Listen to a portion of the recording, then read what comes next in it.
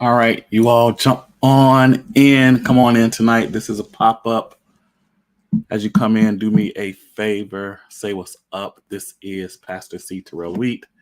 We're doing a pop up teaching session tonight, and you want to hear this. So, as you're coming on, go ahead and do us a favor, like, share, comment, tag, let people know that we are on tonight and in living color.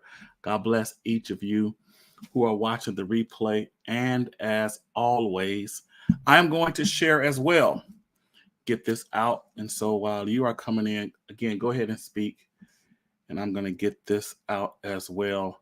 Blessings to all of you who are jumping on up late like me.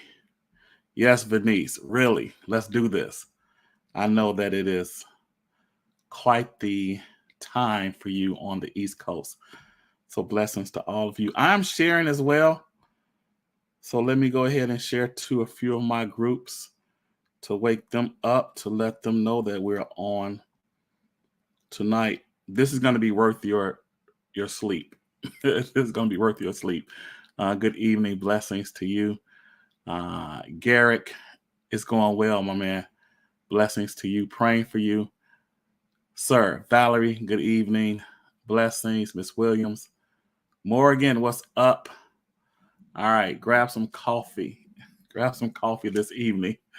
You can go ahead and lock in with us just for a few. Just for a few. Again, if you all would do me the Tiffany, what's up? The huge favor of sharing this out. That will be quite helpful tonight as we're going to share the one small adjustment you can make to your prayer life that will change the way you pray for good. Just one small adjustment, one small prayer adjustment. All right. So, again, blessings to you all. Just one small prayer adjustment. Also, tag someone. I know it's late. Give me 20 good minutes and we'll press through this tonight. But I believe with all of my heart, mind, and soul, Eugene, bless you, my brother, that you are going to really, really get something out of this that is going to be quite helpful. All right. So y'all ready to get into this? Yeah. Are you ready to get into this? All right, I am. So let's do this tonight. So I was at work, and to my chagrin, to my surprise, one of my coworkers who I did not really know, I would say it like this: I did not know that he knew God, or even, thought about God much. Did not know he was a person of faith. I'll put it that way. And he came to me, pulled me to the side. This is a dude, like a dude. Y'all know there's a difference between a dude and a dude, especially in 2023. So this is like a dude. Like this is like a, hard dude, right? And he's like, bro, man, I need to talk to you. Tears in his eyes. And he's like, please, bro, please, like, can you carve out some time to sit down and meet with me? He said, I'll do it on your schedule. I know that you are busy. I see you, what you're doing on social media. I follow you. I never say anything, but I watch you. And he said, I need to talk to you. And it's bad. He said, man, I am desperate. And so I am shocked a little. And I'm just like, all right, man. I said, these are the days that I am available. I said, if it's as much as an emergency as it sounds, then I'll try to make some adjustments to meet later, but these are the times. And so he said to me, he said, all right, I'll pick this time. And we went to a restaurant. I picked the restaurant. He said, you pick the spot. I picked the restaurant. He said, I'll grab the bill. And so got some food. And I said to him, I said, what's up? And so he began to tell me and share with me, again, with tears in his eyes, that he was going through what he described as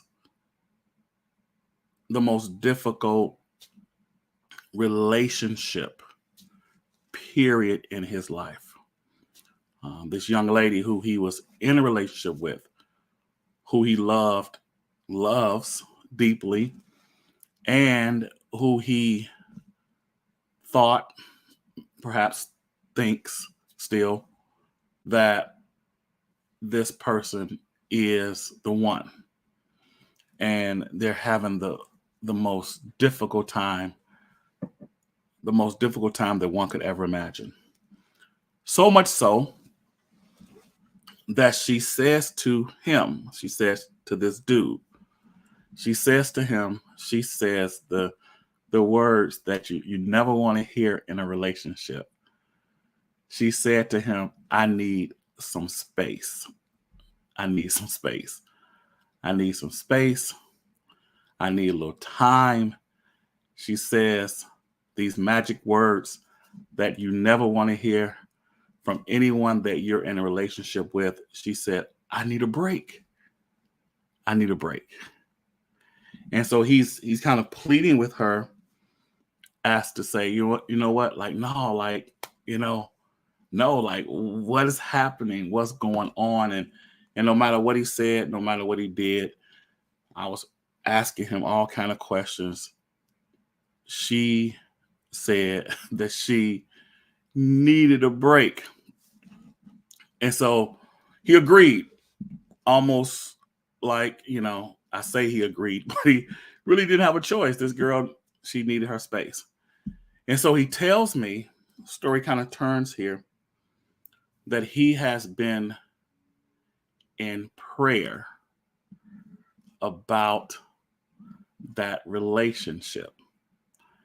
And he said that he had, for the first time, tried fasting over this relationship.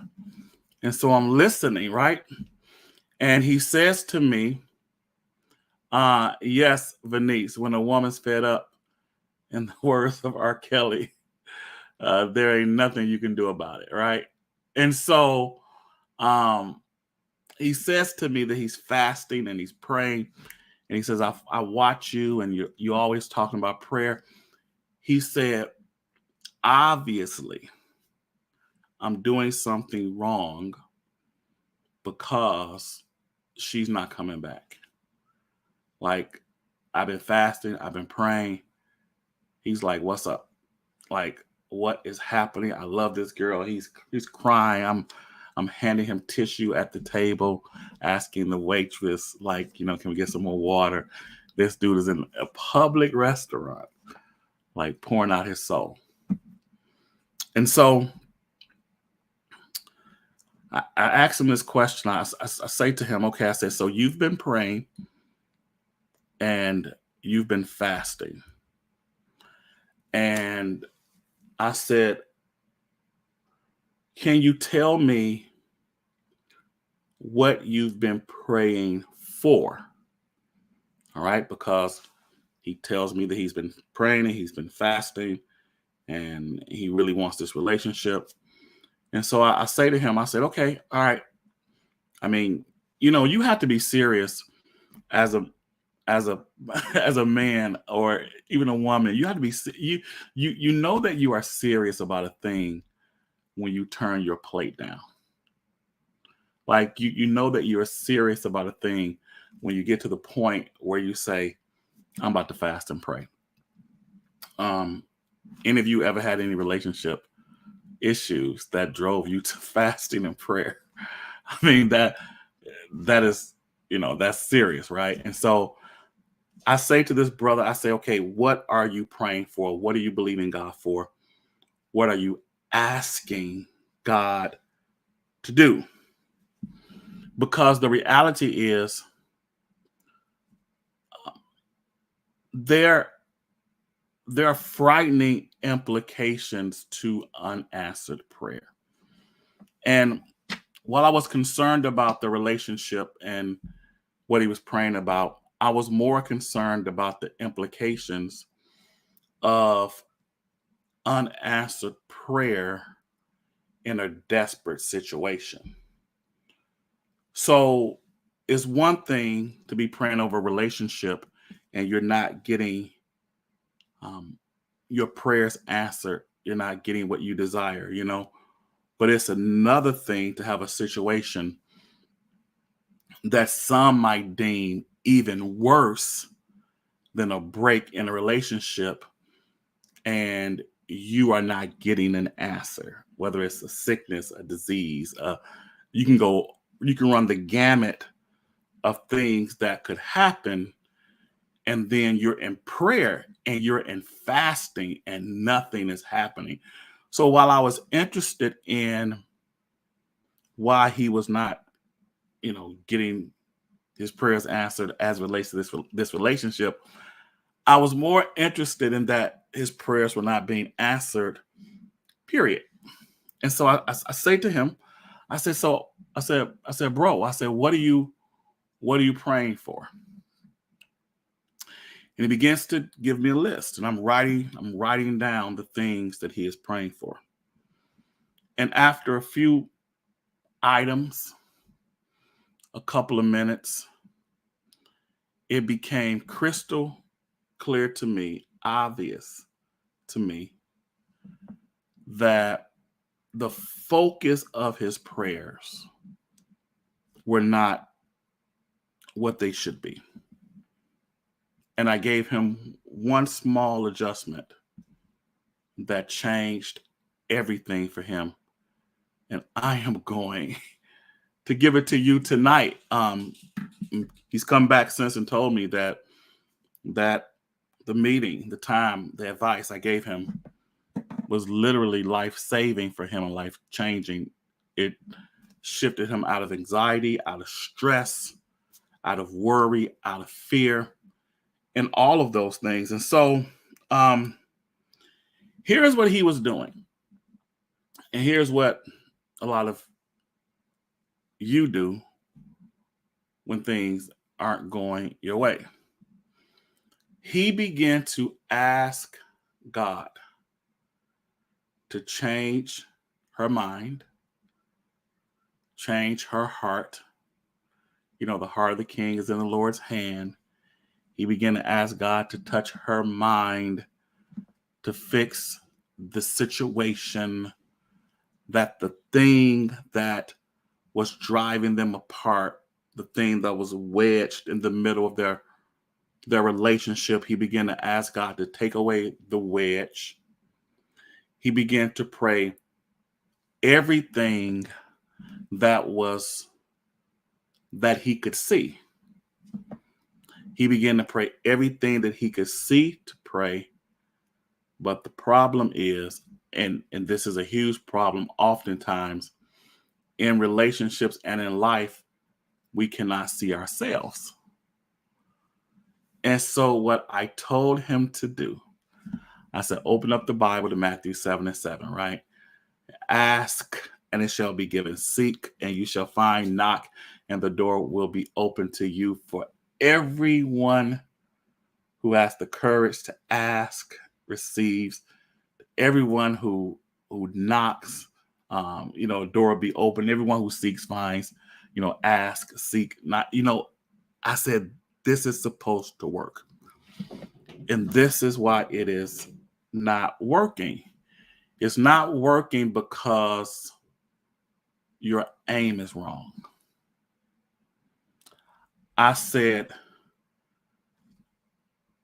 God, if he so desires to fix this relationship, he is going to likely fix you so that you can fix the relationship.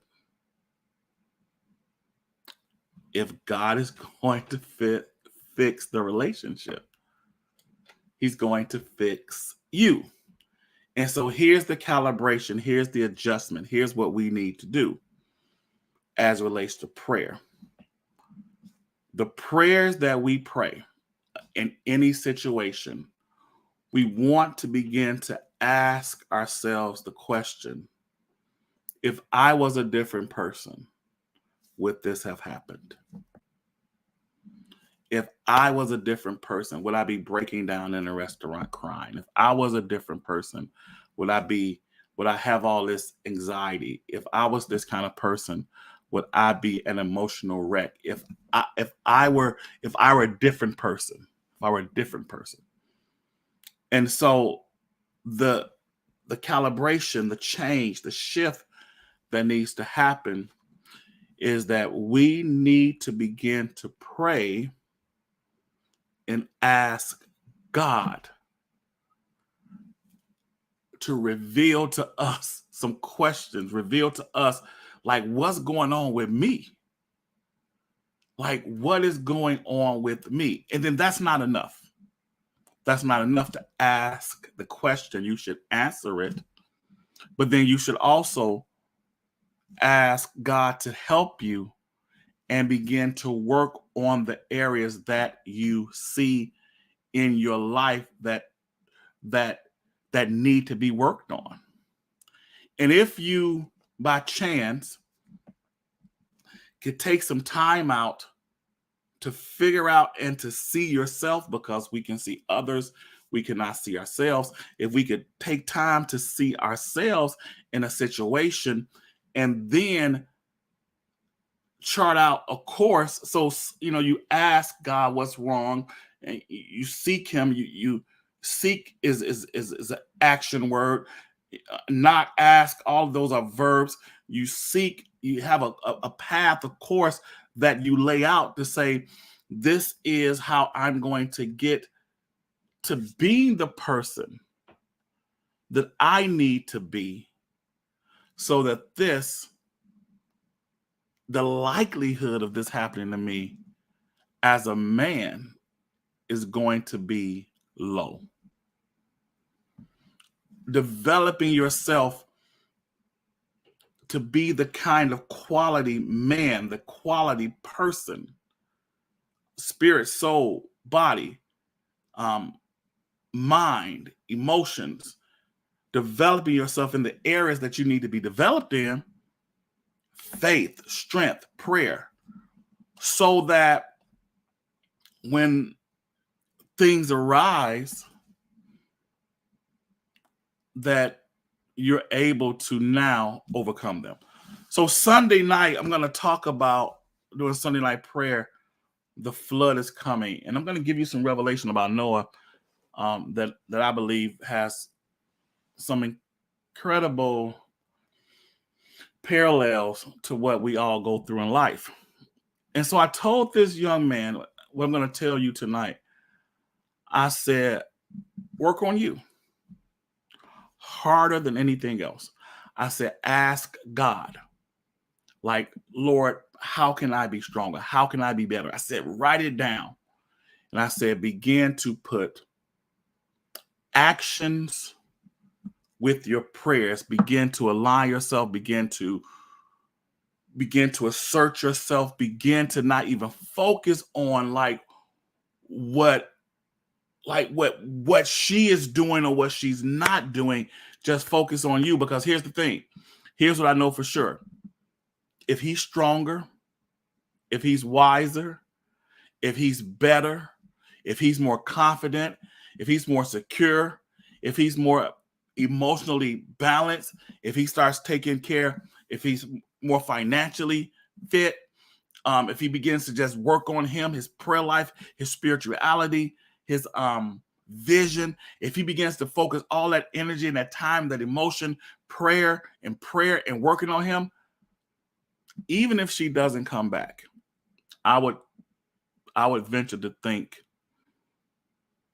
that he would be able to be okay as relates to getting a woman, and a good woman. And a good woman. So I told him, make that shift. You're praying about everything that you see, but you need to pray about who you don't see, and the who you don't see in this situation is you. That's what I wanted to give you tonight. That's what I want to share with you tonight. So in every situation, when you're looking around, praying about everything else, are you praying about you? But then are you aligning your actions with your prayers? Are you seeing results? Are you asking? That means continually. Are you seeking? That means, are you like, I'm seeking? Are you knocking? Not did you ask? Not did you seek? Not did you knock? Ask and keep on asking. Seek and keep on seeking. Knock and keep on knocking, because God is not in the business of just answering prayers like that are not formed properly and prayed the right way. He is not. He's just not going to do it. And so, listen, you all. I pray that you take this and that you begin to aim your prayers toward you. That you begin to work on you. Now, here's the problem that many of you have. You've not given yourself enough time and space, like to even pray about you, for you to get stronger, for you to develop. And when the flood comes, woe to those that are not ready, like it is. All right, so we're about 3 days away, you all. 3 days away. 3 days away from my inner circle.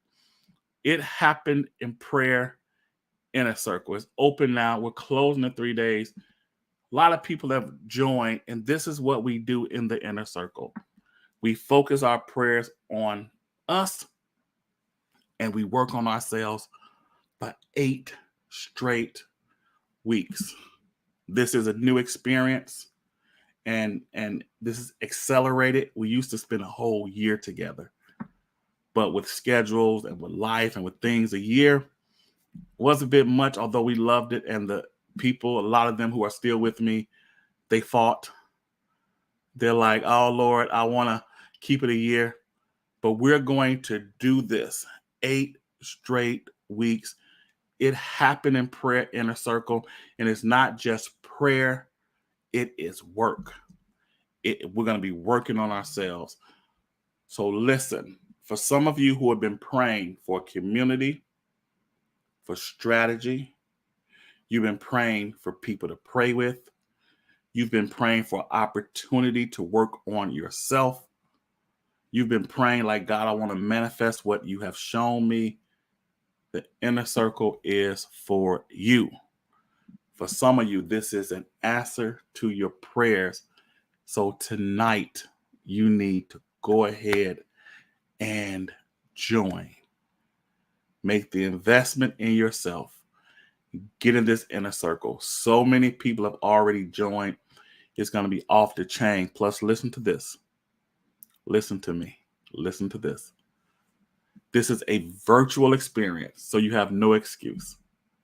It's a virtual experience. Plus, at the end of the virtual experience, after 8 weeks, we decided, my team and I, to do a 1-day in-person retreat. And that will be in June. So it's going to be amazing. You get 2 months, 8 sessions, prayer, strategy, community, wisdom, off the chain, and then a 1-day live in-person retreat where we're going to impart to you.